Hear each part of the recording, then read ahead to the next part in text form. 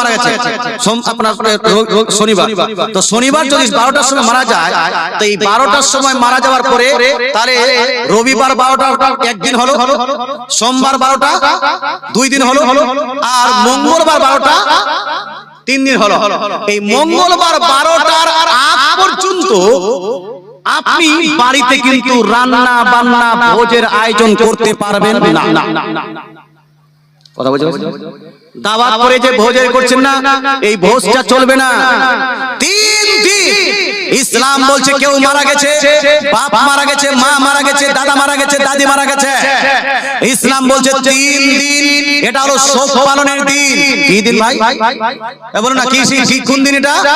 শোক পালনের দিন হলো 3 দিন। অতএব 3 দিন আপনার বাড়িতে ভোজ করা যাবে না, আপনার বাড়ি থেকে অন্য কাউকে দাওয়াত দেওয়া যাবে না, আপনার বাড়িতে আত্মীয় স্বজনকে ডেকে ভোজের আয়োজন করা যাবে না।